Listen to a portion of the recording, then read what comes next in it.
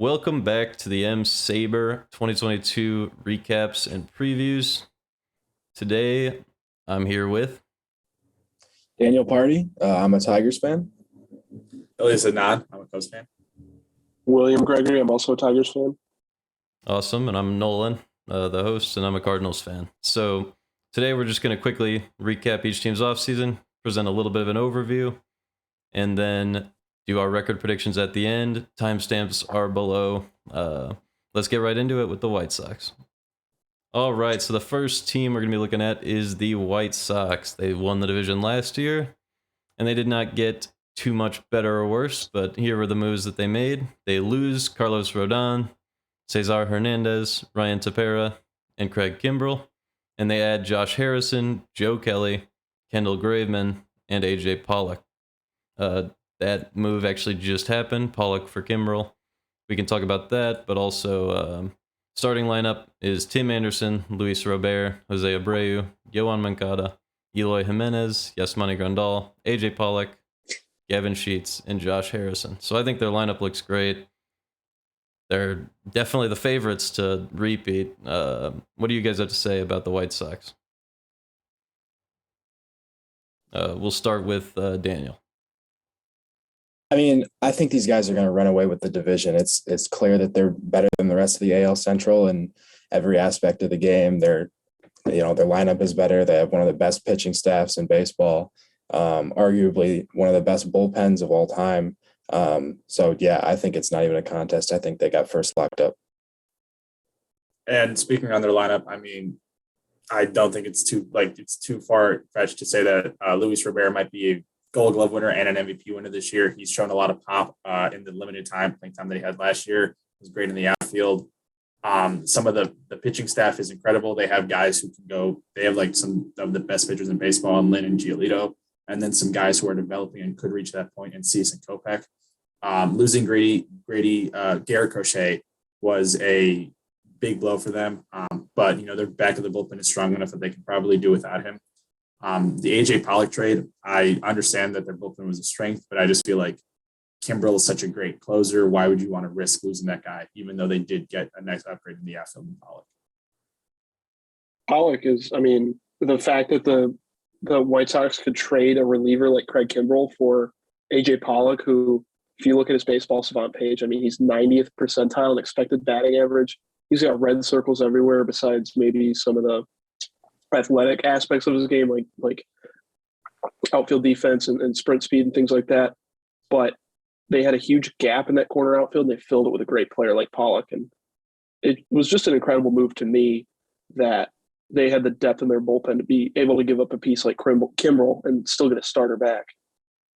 Yeah, I actually really like the trade from the White Sox perspective. But I'm not a guy who's super high on Kimbrell. I don't really like him in the playoffs. I think he gets in his head, and they really don't need him. They have like one of the deepest bullpens. If we want to just read the names, like Liam Hendricks, Aaron Bummer, Kendall Graveman.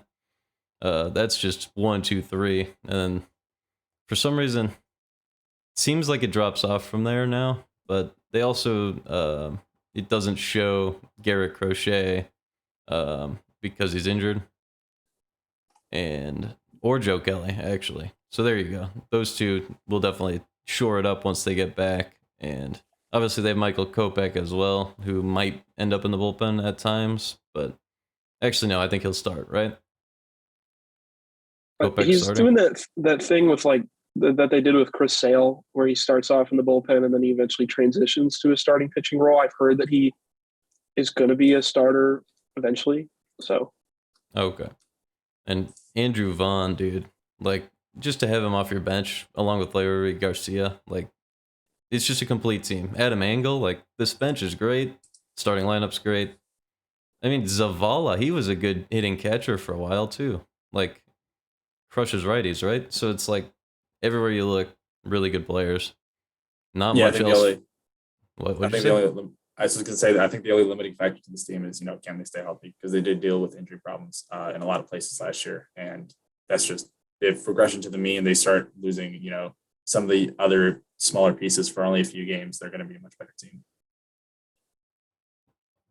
They gotta be the favorites though, no doubt. But we will examine the other options, starting with this next team, the Guardians. All right, we're back with the Guardians. So, looking at their starting lineup, they have Miles Straw, Ahmed Rosario, Jose Ramirez, Franmil Reyes, Josh Naylor, Bobby Bradley, Andres Jimenez, Austin Hedges, and Stephen Kwan. A pretty solid lineup. Their offseason was really unremarkable. They lost Harold Ramirez and added Luke Mail, like the catcher from Milwaukee. So pretty much didn't do anything. Solid team, but I think when you stay the same and your division gets better, you get worse, and that's kind of what I think is going to happen. I think they lose a few more games as a result of just not improving in a division that was up for grabs. They didn't really make any moves, so they're going to probably fall out of it. What do you guys have to say? I think a lot of people talk about Michael Conforto being a fit there, and obviously he would be, just given how light hitting their outfield has been, even since like Michael Brantley left. But personally, they have some of my favorite, like, just pure defenders in MLB. Miles Straw just like sprays balls for singles, and then he runs so fast around the base paths. He's one of the best center field defenders in the game. Stephen Kwan, not as good of a defender, but he's got that same sort of profile of like just a pure contact hitter. Doesn't strike out that often. Those are some of my favorite players to watch. They're very entertaining. Love it. What do you think, Daniel? Yeah, I mean, I think you said it best that they just didn't make any moves to progress like the rest of this division is. I mean, Bieber's back from injury, which is great, but they got 3 guys starting on the bump this year that had a 4+ ERA last year. They got one of the best hitters in baseball at their hot corner in Jose Ramirez, but the question is he going to be on this team all year? If they start to, regress a little bit like people think they will, he could be a piece that gets dealt by the deadline. So we're going to have to see. The way that Will feels about this team's hitting is the way that I feel about this team's pitching, because there's so many fun guys for you to root for. Place has a 102-mile-per-hour cutter that just moves like it's nobody's business. Anthony Gose is projected to make this team. If you remember him from all Toronto Blue Jay playoff runs, they have Karinchak on the DL for right now, but when he comes back, he's going to be a great pitcher. And then there's so many guys here who could make that step forward, sort of like Bieber and Bauer and Clevenger did the years before, and Plesac and Quantrill and McKenzie, a lot of young guys to root for. And given the way that they develop pitching, I don't see any reason why these guys wouldn't be among the top young arms in a couple of years. Yeah, no doubt. I'm looking at, what about Franmil Reyes? Do you think they keep him? Or because like he's only 27, he could be on a winning team for them, but it's kind of risky. If he's one of the only guys on that team that hits for power besides Jose Ramirez and like Bobby Bradley, but he can't hit for average. I guess Jose's way more likely to get traded, but actually that's a pretty young team. Maybe they just stick it out. I mean, that's what this team usually seems to do. They just try to stay pretty good. And so I think they'll probably keep most of these guys. I guess Jose is the most likely to go. I think the odds for Reyes staying with the Guardians, went down when they introduced the DH to everybody, because I think outfield liability was a concern, and now at this point, if every team's going to have a DH, that's not really a problem for most teams. Yep, they might be able to get a lot for him. Other than that, I mean, pretty unremarkable off season. You can pretty much expect the same team to take the field, so not too much else to say about this team. We'll talk about what we think they're going to do later on. Let's move along to the next team. And we are back. As you can see, Cabrera had a home run in the snow. Very exciting. But yeah, we're back with the Tigers. Akil Baddoo, Robbie Grossman, Javi Baez, Jamer. It's Jamer, right? Candelario, Miguel Cabrera, Jonathan Scope. Spencer Torkelson is currently out, it says, but he'll probably be back. Victor Reyes and Tucker Barnhart. So definitely much different starting lineup. And then what did they do this offseason? Kind of heard a couple of them, but they lose Matthew Boyd, Nico Goodrum, and Nick Quintana. They add Tucker Barnhart, Michael Pineda, Andrew Chafin, Javi Baez, and Eduardo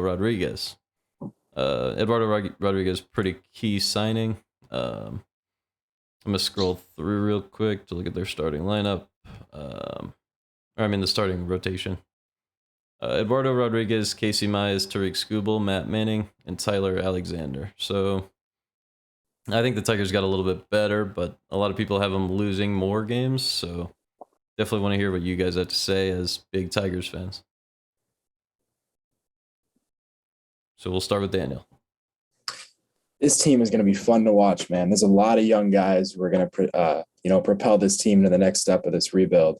The three-headed monster in second-year pitchers with Mize, Skubal, and Manning. I think those guys are really going to take a big leap forward. Bringing in Eduardo Rodriguez, I think the pressure is off a little bit for those guys to act as an ace for this team. I think there's a lot of room for them to grow, especially for Mize. And then less than 2 hours ago, we got the announcement that Torkelson's going to be on the roster for opening day. So that is going to be exciting to watch. But yeah, this team, I can't wait to watch these guys during the regular season. It's going to be really exciting. Oh, sorry. Go ahead. No, I was just going to say it's going to be really exciting. Last year was the most exciting it's been since probably 2015, 2016.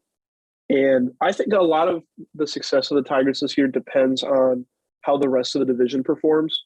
We already know Chicago's going to be better, but there's still questions surrounding Minnesota, Cleveland, and Kansas City and how well their cores are taking, if they're taking the step forward that they are also showing. I think this division could be one of the most competitive in baseball over the next few years, just with how much young talent is on teams like Kansas City and Cleveland and Detroit. So it's going to be exciting, but I think there's a certain ceiling that the Tigers have just based off of some of the other teams in the division. Yeah, this team lacks a lot. What this team lacks in star quality, they definitely make up for with the amount of undervalued guys that they have. I mean, Akil Baddoo, great left fielder, kind of burst onto the scene last year. He's going to be a fun guy to watch. Baez is, in my opinion, one of the best shortstops in the game. So electric with the glove, and when he makes contact, absolutely can rip the baseball. Candelario is really underappreciated third baseman. His contact numbers went up for the last couple of years. His defense slightly regressed, but he's going to be a great guy out there to have at third every single day. Could be maybe a fringe all-star if the cards fall right. Eduardo Rodriguez, great starter. Casey Mize, I'm a sucker for split finger fastball, so I cannot wait to see that take over in Detroit. And I think there's a lot of guys here who, if they have, one of their better seasons, or if they make the right improvements, this is definitely a team that could be pushing for that, for the third wild card spot, and maybe even, giving Chicago something to think about. Yeah, no doubt. I mean, I don't know about giving Chicago too much to think about. Last year, they were kind of coasting to probably the last 3 weeks of the season, but maybe that timeline where they coast will go down. It's kind of how I see it, but Jake Rogers and Derek Hill are still injured. I don't know if they'll make much of a difference. Wasn't Rogers pretty, not too bad last year, right? I think Rogers is solid behind the plate. Catching is going to be an interesting position for this team. A lot of people have Haas as the second guy, but personally, I think Garneau is going to get a little bit more time there. With Hill hurt for the start of the season and with Riley Green recently going down with that foot injury, I think Haas is going to get a lot of time as the fourth outfielder on this team, which is going to give Garneau more appearances behind the plate. Probably. Anything else you guys want to say about the Tigers? I mean, as hometown kids, you guys probably know a lot more than most fans about this team. But I'm excited to go with a lot of the guys from M-SABR to the game on the 10th. That's going to be really fun, and especially now Torkelson's playing. I'm excited for it. It does give me less of an excuse to try and go to a game in Toledo this year because I haven't been to a Mudheads game. But I'm excited to see Tork play first base. He's going to start. It's going to be great. Yeah, if he's as good as everyone's talking about, I definitely want to see him too. Are we all going to that? I know I am. I'm not. All right, that's fine. What were you going to say? The big thing Tigers fans are looking for is that, those 13 hits from Miggy, waiting for him to get to that Mr. 3000 club. That's going to be another milestone for this, former Triple Crown winner. So I know a lot of guys are excited for that. All right. Yeah, I mean, hopefully, dude. He seems like He's just barely hanging on from my perspective, but I believe in him. So, all right, let's move along to the next team. All right, the next team we're going to be talking about is the Royals. Starting lineup: Whit Merrifield, Bobby Witt Jr., Salvi, Andrew Benintendi, Carlos Santana, Hunter Dozier, Adalberto Mondesi, Michael A. Taylor, and Nicky Lopez. I like the lineup a lot, actually. I didn't realize how much I would like it. What did they do this offseason? They actually added Amir Garrett, Zach Greinke, and Taylor Clark, but they lose Jakob Eunice, maybe Jacob Junis, whatever it is, Mike Minor, and Hanser Alberto. So some improvement. I think they'll probably, as a roster, they probably got better, but once again, the whole division's getting better. So is it enough? Probably not, but we'll talk about that as we look at the preview. I'm going to scroll down to the starting lineup because that's another exciting part now that they added Greinke, but they did name Greinke the opening day starter. That's not a good sign, in my opinion. Greinke didn't look too hyped about that either because that means the rest of the pitchers are not good. But Greinke, Brad Keller, Brady Singer, Chris Bubich, whatever, Carlos Hernandez. I do not know how to pronounce names, but all of that said, what do you guys have to say about the Royals? I really dislike how many teams in the AL Central are interesting because I love the players on Cleveland, Kansas City, Minnesota. Maybe not as much Chicago. They're not as exciting to me, but that's just because I like weird players rather than really talented players. But Kansas City has so many guys that just have unique skill sets. Nicky Lopez, MJ Melendez, the catcher when he comes up. Salvi Perez was so exciting this year. And the pitchers, they have an army of young pitchers ready to come up whenever they need them. That's why it was kind of surprising, but not really to see Zach Greinke get signed because he is a veteran leader that can provide them with, he's got close to 15 years of wisdom now in the major leagues. So he'll be a big help to all of the young guys that they have. And they made nice moves like Amir Garrett, and moves like that were good. Bobby Witt Jr. is a stud. They're looking great. Yeah, I cannot wait to see Bobby Witt when he finally gets, the chance to break to the majors. Hopefully the CBA rules will give him a chance to actually come up. But yeah, he's going to be an absolutely exciting player. Whit Merrifield, just if there was a prototypical baseball player from the last 20 years, it would probably be Whit Merrifield. Just a guy who can go out there and rake flat out. Doesn't have a lot of power, but he can get on base, and that's all you really need. Andrew Benintendi has fallen off hard since he's left Boston, and it's kind of been sad. He was one of my favorite players when they were, making the playoff runs, and now it just see how he's kind of just regressed to a league average player. It hasn't been a great ride for him. Hopefully he can pick it back up. And then Brady Singer, when he came up in 2020, he looked amazing. He was dotting his fastball. Really talented pitcher. And then last year, it just seems like he started missing a little bit more often. Guys started raking him a little bit more. So hopefully being around Greinke can definitely give him the time and the advice needed for him to get back on track to becoming a better pitcher.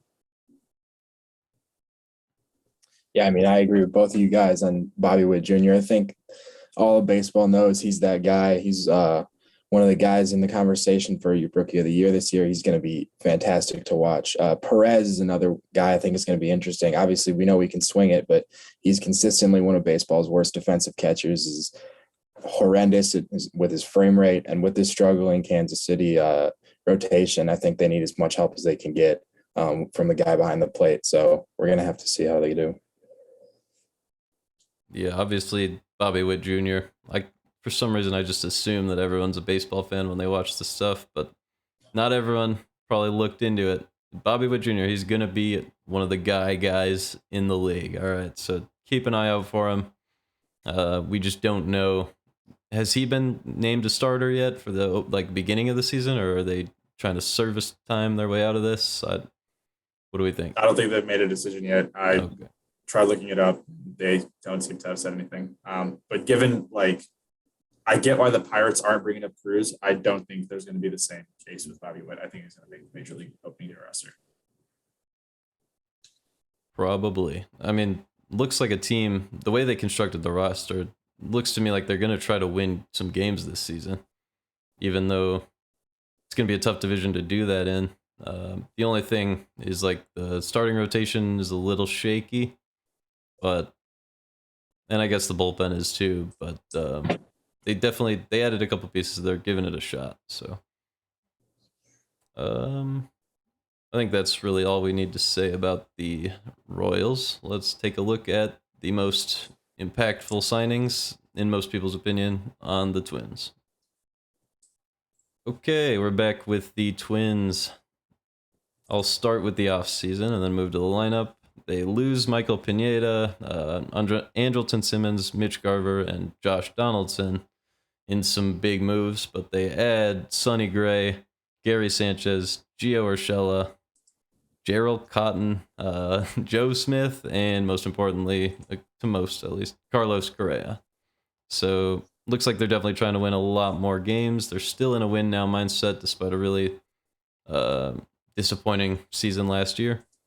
And starting lineup, I'm just going to run through it real quick. Byron Buxton, Jorge Polanco, Carlos Correa, Luis Arias, Miguel Sano, Max Kepler, Gary Sanchez, Alex Kirilloff, Gio Urshela, and then starting rotation, Joe Ryan, Sonny Gray, Dylan Bundy, Bailey O'Bear, and Chris Archer. So a lot of names that everyone's familiar with, but it just comes down to whether they'll all play to their strengths, I guess. Like, can they all live up to what they have been at one point? If so, this team could probably contend for the division. It's the only team I'm willing to really say that about other than the White Sox. But there's a lot that has to go right. What do you guys have to say? We're just going to go Daniel again. I mean, yeah, this is a completely different team from last year. You got the Correa signing, obviously, and he's going to be a big help to this team. But, Buxton's back for what's hopefully a complete year. And then I think some of the most interesting pieces of that offseason are going to be the ones from New York. Rumor is that Sanchez was willing to get out of there because of all the smoke he was getting from fans and, the rest of that community over there for the Yankees. So we're going to see how he has to translate now playing in Minnesota.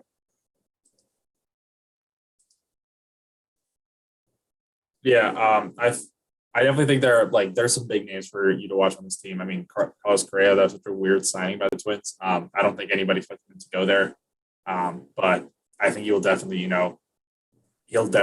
contribute to an exciting lineup. Gary Sanchez, I'm a Gary Sanchez defender. I think he's a good catcher, and I just think the environment in New York is it's a hard thing to deal with for most people, let alone guys who are constantly in the media. So I think him being able to go to a town like Minnesota or a town like Minneapolis and kind of have a chance to relax is going to be good for him. In terms of their rotation, I think Sonny Gray, I remember when this guy was dominating in Oakland, and it doesn't seem like he's, outside of the 2020 season, he doesn't seem like he's had a consistently good year for a while. All of his batted ball metrics last year were a lot better than what the final results ended up showing. So I think it's going to be, if he's able to get back on track, I think not only will it be good for baseball, but I also think that Twins fans will definitely have a lot to be excited for. I mean, the Twins are on like a really thin tightrope between competing and not competing. They bottomed out last year, and they traded some pieces like Nelson Cruz that made you think maybe they go for a full rebuild. And trade away some of their aging guys. And they did trade Josh Donaldson, but it was for major league players and not prospects. So it's interesting to see if they don't play well enough this year, if they really choose to clean house in the front office and with Rocco Baldelli, the manager, and go into a full rebuild. They do have a deep prospect pool. It's just a lot of different. It's a really different way of team building, in my opinion, that we don't see that often, of a team operating in both a contending way and in a rebuilding way. Yeah, it's definitely an interesting team to look at. Because, let's say everything goes wrong. We could see something even bigger than the Cubs offseason. I mean, not offseason, the Cubs deadline last year. We could see Buxton, Jorge Polanco, Correa, Sano, Gary Sanchez, and Gio. All these guys, not all of them are going to get traded at once, but a few of them, on that list could go all at the deadline if they're really not panning out. And those could be the guys that end up making a difference in the playoffs. So that's definitely something to look at. Starting rotation definitely worries me. Like, if I had to pick a team to go deep into the playoffs, I probably wouldn't pick this rotation.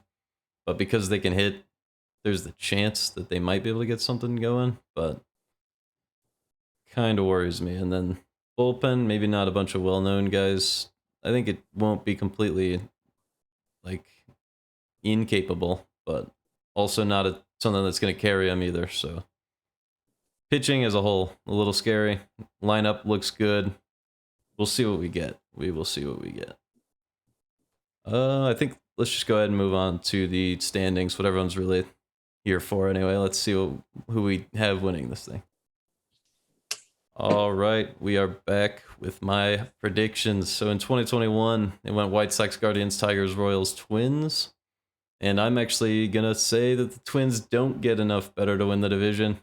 I keep the White Sox at 1. Tigers move up to 2. Guardians actually get way worse and lose the division last. You get Royals behind the Twins. So you go White Sox, Tigers, Twins, Royals, Guardians.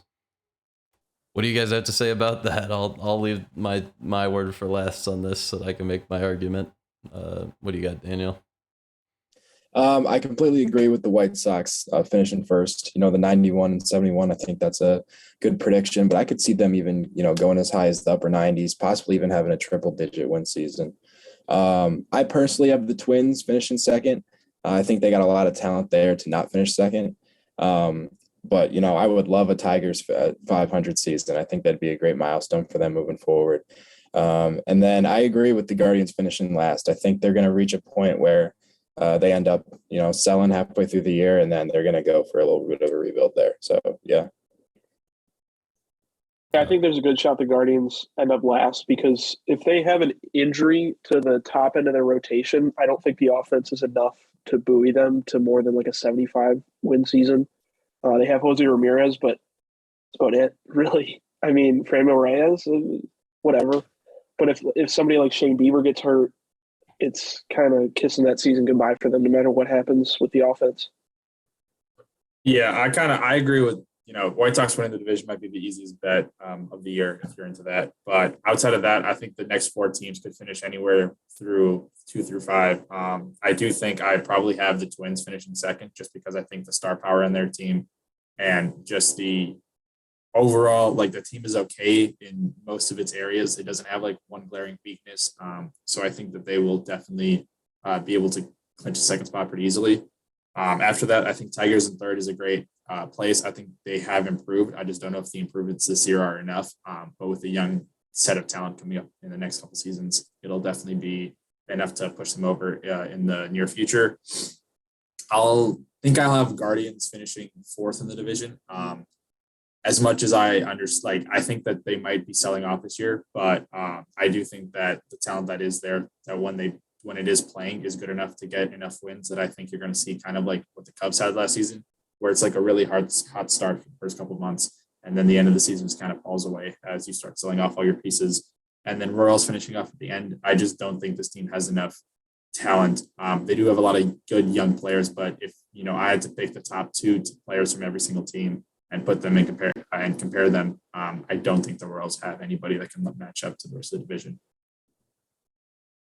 All right. I understand the arguments. I'm just a believer in Torkelson. I think he can hit homers consistently. Like, that's the thing that we haven't had in a long time in Detroit, where a guy is a big home run guy. Like, Miggy was that guy for a very long time. Prince Fielder was one of those guys. I think Torkelson will just step right up and boost him just above where Vegas has him. Get him a couple more wins, get him to 500, and just barely sneak above the Twins, because I just don't think the Twins rotation is going to be able to win enough. Although it's not terrible, I just don't believe in the Twins experiment here, because they sold off pieces and then they're trying to fix it. I don't know. I'm just not a believer. And so that's why I did what I did. Any comments to close it off? I couldn't agree with your Torkelson comment more. I'm a huge Torkelson lover myself, and if him breaking Barry Bonds' college home run record isn't a good omen for baseball, I don't know what is. So I think we got a good player in him. Breaking Barry Bonds' record. All right. It's a great way to end it. Thanks for doing this, guys. And thanks for watching. Be sure to click through for any of the other previews or anything else on the channel. And then down in the description below, there will be more on all of these teams on the website. Thanks for watching. See you guys next time.